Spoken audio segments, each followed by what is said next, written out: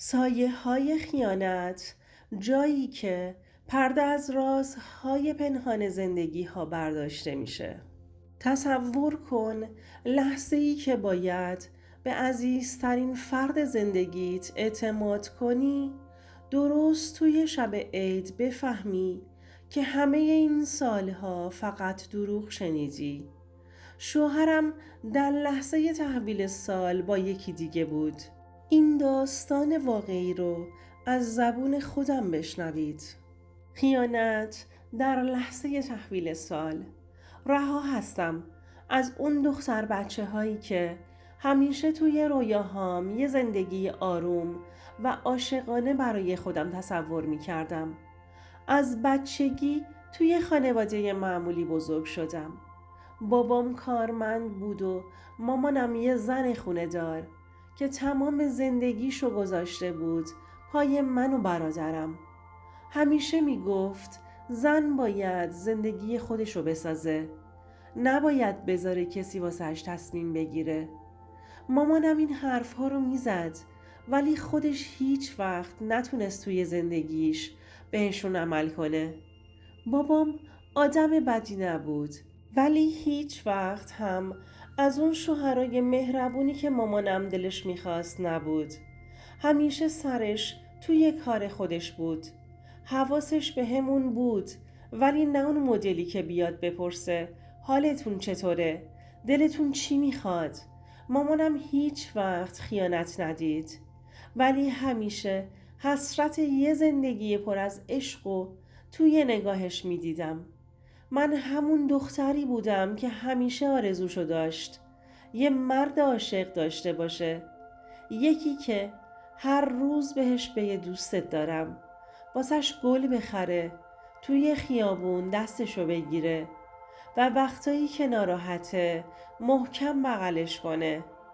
اینا همون چیزایی بود که دنبالش بودم و فکر می کردم سینا همون مردیه که همیشه می خواستم. عاشق شدنم با یه لبخند شروع شد و سینا وقتی اومد توی زندگی من انگار دنیا رنگی شد. توی دانشگاه آشنا شدیم. مهندس بود، یه پسر قد بلند و خوشتیپ، از اونایی که همیشه چند نفر دنبالش بودن. ولی نمیدونم چرا اومد سراغ من. من دختری نبودم که همیشه توی مرکز توجه باشم ولی اون بهم گفت که عاشق سادگی و مهربونیم شده.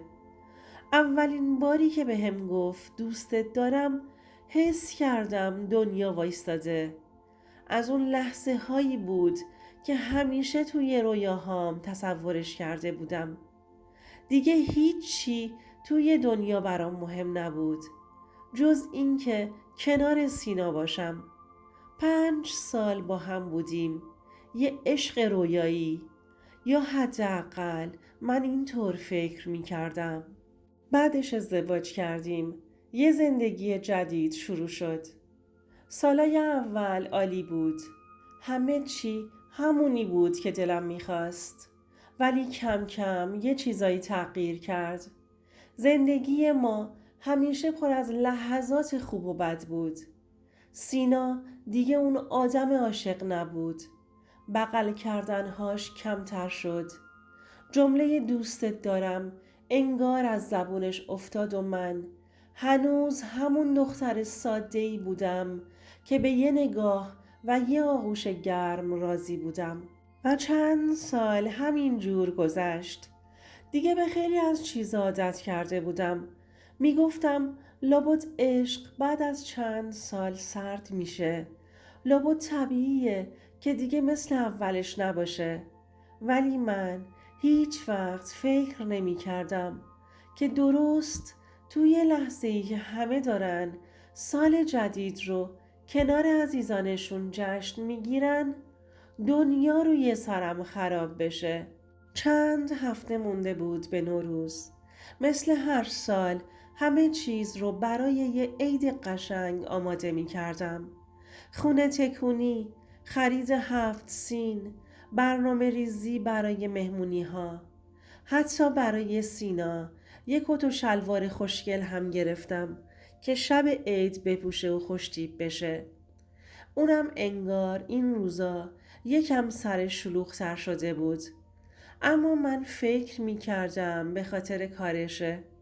ولی اون شب 29 اسفند وقتی که داشتم آخرین تدارکات رو انجام می دادم و خونه رو برای سال نو آماده می کردم، سینا روی مبل لم داده بود.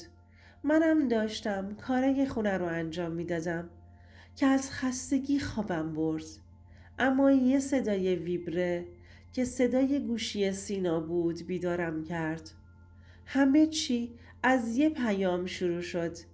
از پیامی که فهمیدم عشق ما هنوز نمرده، بلکه خیانت جای عشقمو گرفته بود. همون لحظه یه چیزی ته دلم گفت برو ببین چیه، و کاش هیچ وقت این کارو نمی کردم.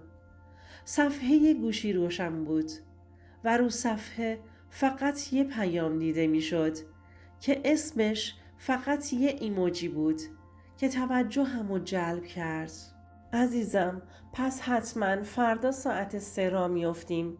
نمیتونم صبر کنم که کنار هم باشیم. نفسم بند اومد. دستام یخ کرده بود. انگار زمان ایستاده بود. نمیدونم اون لحظه چجوری زنده موندم. یه لحظه فکر کردم دارم خواب میبینم، ولی نه، نوشته بود پس حتما فردا را میافتیم. فردا چی بود؟ فردا نوروز بود. این واقعیت بود.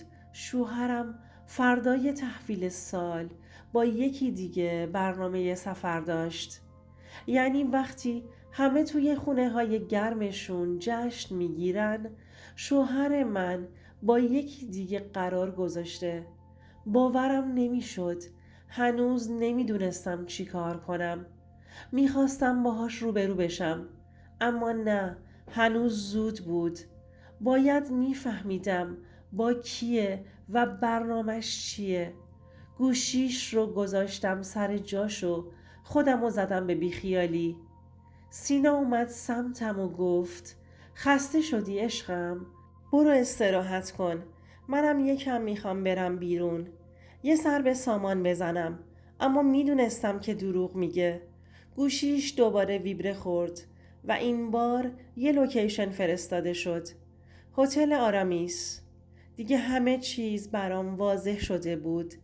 سینا شوهرم شب تحویل سال، شب عید رو توی هتل کنار یکی دیگه میخواست بگذرونه. دلم میخواست بشکنم، جیغ بزنم، زنگ بزنم و همه چیزو بهش بگم. ولی نه، من یه زن ضعیف نبودم که فقط بشینم و گریه کنم. باید با چشمهای خودم میدیدم. یه نقشه بهتری داشتم. باید آخرین تیر خلاص رو به قلبم میزدم. ساعت 11:30 شب قبل از تحویل سال لباس پوشیدم و تاکسی گرفتم و رفتم سمت هتل. قلبم مثل طبل میکوبید، ولی قدم ها محکم بود. نمیدونم از کجا اون همه جرأت آورده بودم. توی لابی منتظر شدم تا اینکه سینا و یه زن از آسانسور پایین اومدن. از دور دیدمش. اون زن یه دختر جوون، شاید 24-25 ساله بود. موهای بلند خرمایی با یه لباس گرون قیمت. سینا دستشو دور کمرش انداخته بود و داشتن میخندیدن. انگار دنیا دور سرم چرخید. انگار کسی یه سیلی محکمی توی صورتم زد. درست همون لحظه صدای تلویزیون لابی بلند شد. 3، 2، 1، سال نو مبارک. مردم اطرافم همدیگر رو بغل می کردند و به هم تبریک می گفتند و لبخند می زدند. ولی من به مردی نگاه می کردم که قسم خورده بود هیچ وقت ولم نکنه.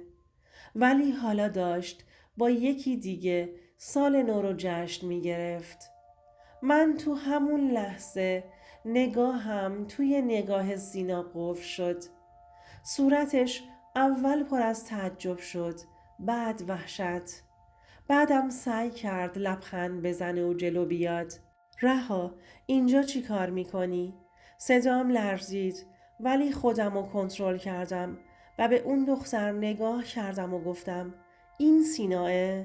شوهرم، حداقل که سال 9 شده بهت یه حقیقت رو بگم. دختره جا خورد و یه قدم عقب رفت. سینا هول شده بود. خواست دستمو بگیره که من عقب کشیدم. سال نو رو بهت تبریک میگم سینا. فقط بدون که سال جدید دیگه تو زندگی من جایی نداری. بعد برگشتم و از هتل زدم بیرون. اشک هام روی صورتم میریخت. ولی حس سبکی عجیبی داشتم. انگار یه بار بزرگ از روشونه هام برداشته شده بود. اون شب وسط خیابونای تاریک فهمیدم که سال جدید فقط یه عدد نیست، یه شروع جدیده و من برای اولین بار سال رو بدون خیانت و دروغ شروع کردم و برای اولین بار توی زندگی قوی ترین زن دنیا بودم. نصیحت من به شما، هیچ وقت خودتونو گول نزنین.